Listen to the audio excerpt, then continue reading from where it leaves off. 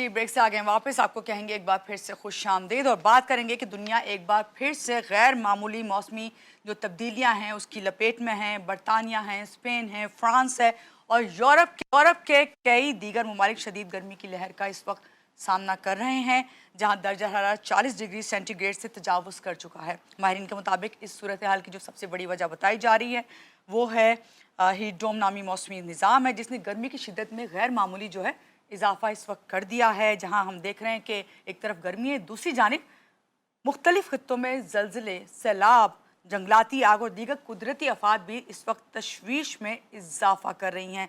और आपने देखा कि हम पाकिस्तान में भी मौसमियाती तब्दीलियाँ हमें रोज़ बरोज़ नज़र आ रही हैं, उसके असरात से महफूज नहीं है। थोड़े दिन पहले भी हमने देखा कि इस्लामाबाद में भी जो है जंजला आया। मुल्क के मुख्तलिफ इलाकों में शदीद गर्मी भी है, गैर मुतवक्का बारिशें भी हैं, ग्लेशियर के पिघलने और पानी के मसाइल जैसे चैलेंजेस जो है इसका सामना हम कर रहे हैं। आखिर ये सब कुछ क्यों हो रहा है? आने वाले बरसों में एक दुनिया को कौन से मौसमी ख़तरात जो हैं वो लाहक हैं और किन मौसमी ख़तरात का जो है हमें और सामना करना पड़ सकता है? क्या हिफाजती तदाबीर हैं जो हम कर सकते हैं? इस सब पे बात करेंगे। हमारे साथ इस वक्त मौजूद हैं माहिर मौलियात डॉक्टर ज़ैनब नईम। उनसे मिलते हैं और जानते हैं। अस्सलाम वालेकुम डॉक्टर, कैसी हैं आप? ठीक हैं? सुबह खैर। जी, वालेकुम अस्सलाम, सुबह खैर, मैं ठीक-ठाक।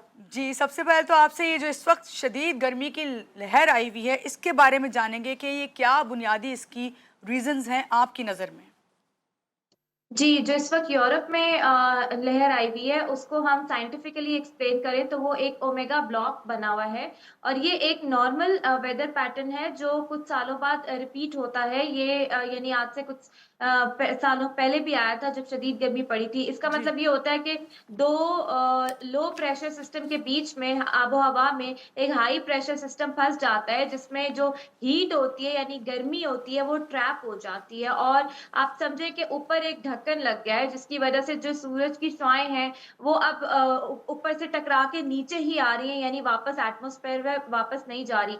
इस वजह से क्या होता है कि उस खित्ते में जहाँ पे ये ब्लॉक बना हुआ होता है, ये ओमेगा का जो सिंबल होता है उस तरह का ब्लॉक बना होता है ना, साइडों पे लो प्रेशर और बीच में हाई प्रेशर सिस्टम डोम की तरह। तो वहाँ पे शदीद गर्म हवा निकलती है, ना कि सिर्फ दिन के टाइम बल्कि रात के टाइम भी। और क्योंकि यूरोप में जो इंफ्रास्ट्रक्चर है वो उनको वहाँ तो गर्मी का पता ही नहीं था, सर्दियों के हिसाब से बना हुआ है कि बिल्डिंग्स ने भी हीट ट्रैप करनी है, खिड़कियाँ भी बड़ी-बड़ी नहीं होती जैसे हमारे यहाँ इंफ्रास्ट्रक्चर है, तो वहाँ पे हीट इंसुलेशन के लिए सब कुछ बना हुआ है। तो जब ज़ाहिर है इतनी गर्मी पड़ेगी तो बिल्डिंग्स भी हीट ट्रैप करेंगी, उसकी वजह से भी रात के टाइम हीट निकलती है और फिर वो आउटडोर एक्टिविटीज़ उनके वर्किंग आवर्स भी ऐसे थे कि ज़्यादा आउटडोर में उनका काम वो ईज़ी होता था कि ज़्यादा-ज़्यादा सनलाइट एंड ऑल। अब उसकी वजह से वो मज़ीद जो है अमवात हो रही है। फिर एक और इसमें फैक्टर ये है अमवात का वहाँ पे कि वेट बल्ब टेम्परेचर होता है एक, जिसका एक तो होता है ना जो आम रिकॉर्ड होता है, एक वेट बल्ब होता है, जब नमी होती है, तो वो ऐसा टेम्परेचर होता है कि वो अगर 35 डिग्री से ऊपर चला जाए तो इंसानी जिस्म अपने आप को ठंडा नहीं कर पाता, जो हमारा नेचुरल स्वेट का प्रोसेस है पसीने का, वो जी, नहीं हो पाता, तो इसलिए भी अमवात वहाँ ज़्यादा हो रही हैं। यही इसी तरह का मिलता-जुलता एक सिस्टम बना है अमेरिका के ऊपर भी और ये दोनों सिस्टम जो कि आज से शुरू हो गए, वहाँ हीट वेव टेम्परेचर 40 से बढ़ गया है नॉर्थ अमेरिका में। ये दोनों सिस्टम जो है ऑल्दो ये एल नीनो की तरह नेचुरल सिस्टम होते हैं, लेकिन ये तब आते हैं जब आपके समंदर बहुत ज़्यादा गर्म हो जाते हैं। तो इनडायरेक्टली ये क्लाइमेट चेंज के साथ भी लिंक्ड है, तो इसका ये इनडायरेक्ट लिंकेज है विद क्लाइमेट चेंज। अदरवाइज़ ये एल नीनो की तरह एक नॉर्मल प्रोसेस है, जो कि आता है और फिर खत्म हो जाता है, मौसम बेहतर हो जाता है। लेकिन क्लाइमेट की वजह से ये अब बार-बार जो है ये ज़्यादा इस किस्म का मामला हो सकता है। अच्छा, अभी आपने कहा डॉक्टर ज़ैनब कि कुछ अरसे के बाद ये रिपीट होता है, जिस तरह अभी आपने ज़िक्र किया ओमेगा का और फिर आपने वेट बल्ब का भी ज़िक्र किया। हीट डोम का हम जो ज़िक्र कर रहे हैं इस वक़्त, ये क्या होता है? इससे दर्जा हरारत जो होता है टेम्परेचर, उसमें कितना बड़ा इज़ाफ़ा देखने में आ सकता है? जी, जो मैंने ओमेगा ब्लॉक एक्सप्लेन किया, वो हुँ, आम फ़हम ज़ुबान में हीट डोम ही ओके। कहलाता है। आपको याद होगा 2022 में सैलाबों से पहले जो मार्च, अप्रैल, मई का महीना था, तो साउथ एशिया के खित्ते में हीट डोम बना था। मुसलसल हीट वेव्स आई थीं और उस वक़्त कुछ अमवात भी हुई थी और ये चिलास में चित्राल साइड पे ग्लेशियर पिघलना शुरू हो गए थे और जब ऐसी गर्मी पड़ती है, तो उसके बाद जो बारिश होती है, बेशक बहुत ज़्यादा ज़्यादा दिनों में बारिश ना हो लंबे अरसे तक, लेकिन जब भी होती है उसकी शिद्दत बहुत ज़्यादा होती है, जो कि फ्रांस में अभी कल-परसों बारिश हुई है। वहाँ जी, लोग कहते हैं कि ऐसी तूफ़ानी बारिश भी हमने कभी नहीं देखी। तो जी। इस तरह का मामला हो जाता है, इसीलिए फ्लडिंग का खदशा रहता है इस गर्मी के बाद। ठीक है, डॉक्टर ज़ैनब, क्या फ्यूचर में जो ऐसी गर्मी की लहरें इस वक़्त जिस तरह आ रही हैं, क्या बार-बार इससे भी ज़्यादा आ सकती हैं और क्या इतनी ही शिद्दत से होंगी या इससे ज़्यादा बढ़कर आएँगी, जैसे मैंने अभी आपसे कहा?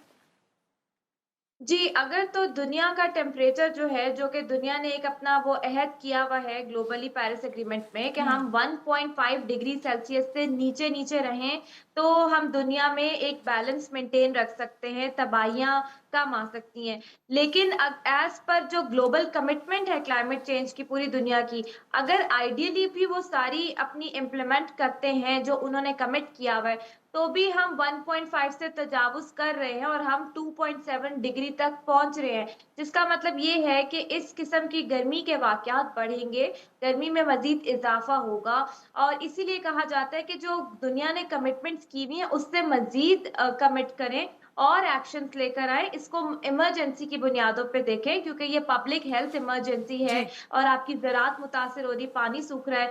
तो अभी तो फ़िलहाल तो ये चीज़ें बढ़ेंगी, कमी का मुझे नहीं लगता कि होगी कमी। सही। अच्छा डॉक्टर साहब, ज़रा पाकिस्तान की तरफ आते हैं। दर्जा हरारत में मुसलसल इज़ाफ़ा हो रहा है। कहीं कहीं देख रहे हैं पंजाब में मौसम कहीं अच्छा हो जाता है, कहीं कराची में आजकल ख़ैर बहुत बेहतर मौसम है। मगर फिर भी पाकिस्तान को आइंदा किस किस्म के शदीद मौसमी ख़तरात लाहिक हो सकते हैं? अभी जो सबसे बड़े खतरे से जो हम गुज़र रहे हैं, जो कि मैं तो उसको कहती हूँ कि सैलाबों से भी बड़ा खतरा है वो है आपका शदीद गर्मी, जो हीट वेव मुसलसल आ रही है, उसकी जी। वजह से एक तो पानी की किल्लत। हुँ, पानी की किल्लत ना सिर्फ़ हम मौसमियाती तब्दीली की वजह से फ़ेस कर रहे हैं, अपनी मिसगवर्नेंस की वजह से और इसलिए भी क्योंकि आपका एक नेबरिंग कंट्री है जिसने सिंध-तास माहदे को अबेंस ले गए हैं वो। तो ज़ाहिर है वो अपस्ट्रीम नेबर है, आपका पानी वैसे ही वहाँ से बंद हुआ हुआ है। फिर बारिशें भी उस हिसाब से नहीं हो रही, तो इसको सिर्फ इतना सोच लीजिए कि आपकी ज़राअत टोटली इंडस वाटर सिस्टम के इरिगेशन पे डिपेंड करती है। तो किसान तो सैलाबों से मुतासिर हुआ ही पिछले साल, इस साल गर्मी ने उसकी कमर तोड़ दी। आपकी फसलों को कीड़ा लग रहा है, फसल की प्रोडक्टिविटी डिक्लाइन कर गई है। इवेंचुअली जब कपास डिक्लाइन करती है तो टेक्सटाइल पे इंडस्ट्री पे बोझ आता है, राइस एक्सपोर्ट पे बोझ आता है। इसके अलावा फिर आपकी पानी की किल्लत ने आपके शहरों में एक एनार्की फैला दी है। जो स्लम एरियाज़ हैं, ख़ास तौर पे इस गर्मी में जो लोग इनफॉर्मल सेटलमेंट्स या पेरी अर्बन एरियाज़ में रहते हैं, जहाँ लोड शेडिंग इतनी ज़्यादा होती है, सोलर नहीं होता जिनके पास, वहाँ पे अमवात ज़्यादा वाक़ई होती हैं और एक अफ़रा-तफ़री का आलम फैलता है, तो ये इनडायरेक्टली पब्लिक हेल्थ बर्डन भी है। लेकिन बदकिस्मती हमारी ये है कि पाकिस्तान इतना ज़्यादा सफ़र कर रहा है, इकोनॉमिक सर्वे की रिपोर्ट ने 822 बिलियन के लॉसेस पिछले साल बताया और अभी हीट के लॉसेस हमने काउंट नहीं किए हुए उसमें। हमने अभी भी इसको डेवलपमेंट का हिस्सा नहीं बनाया क्लाइमेट चेंज को। हमें जी। अभी अपनी ड्रेनेज पे काम करना चाहिए था शहरों में, क्योंकि बारिश का ट्रेंड शिफ्ट हो गया है शहरों की तरफ। हुँ। हमने वो भी नहीं किया।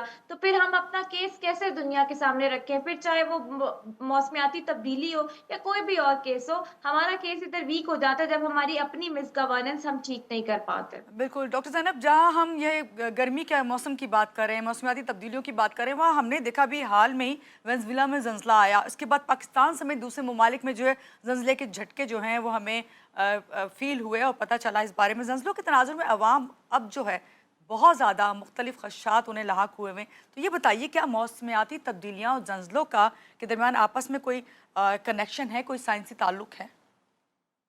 अच्छा, ये बिल्कुल ज़लज़लों के बारे में इस किस्म की तशवीश ज़्यादा इसलिए फैलती है कि अभी तक साइंटिस्ट जो है ज़लज़ले को एग्ज़ैक्टली प्रेडिक्ट नहीं कर पा रहे। तो हुँ, इस वजह से हम बाकी चीज़ों को तो प्रेडिक्ट कर लेते हैं, ज़लज़ला प्रेडिक्शन जो है ना वो ज़रा वेग है।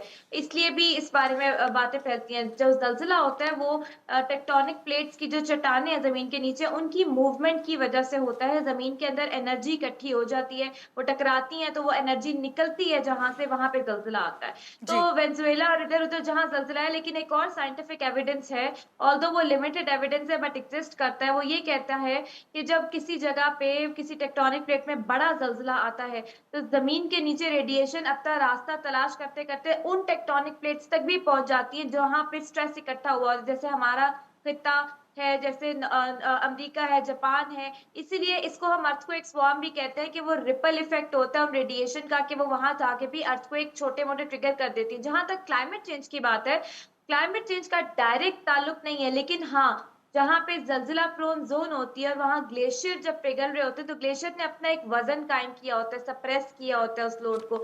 जब वो पिघलते हैं, वो लोड हटता है, तो वहाँ पे हल्के-फुल्के ज़लज़ले ट्रिगर होना शुरू हो जाते हैं, लेकिन ये बहुत लंबा प्रोसेस है, ये सालों ले जाती है ये चीज़, अचानक से नहीं होता। तो क्लाइमेट चेंज का डायरेक्ट इस पे लिंक नहीं है, इनडायरेक्ट लिंकेज है। चलिए, तो अच्छा सा आपने क्लियर कर दिया। समुद्री सतह में जो इजाफे की बात अगर करें पाकिस्तान में, खुसूसन कराची के लिए क्या खतरात पैदा हो सकते हैं? क्या कराची को सुनामी या जंजले का कोई खतरा है?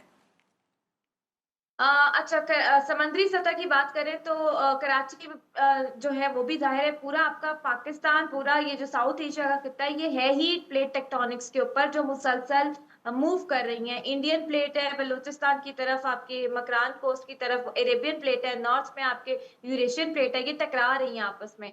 तो अब ज़ाहिर-सी बात है, यहाँ ज़लज़ले आते रहते हैं और कराची के नीचे भी टेक्टोनिक प्लेट है जिधर ज़लज़लों का खदशा रहता है। आज से कुछ अर्सा पहले मलीर या उस साइड पे बहुत सारे ज़लज़ले रिपोर्ट भी हुए थे एक ही दिन में।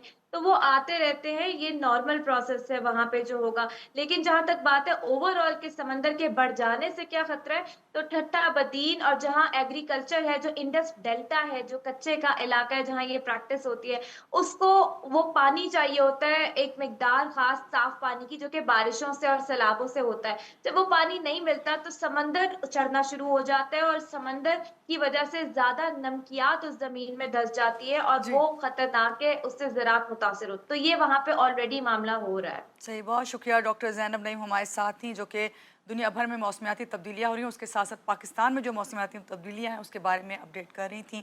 यहाँ लेंगे एक छोटी-सी ब्रेक के बाद वापस आते रहिएगा हमारे साथ।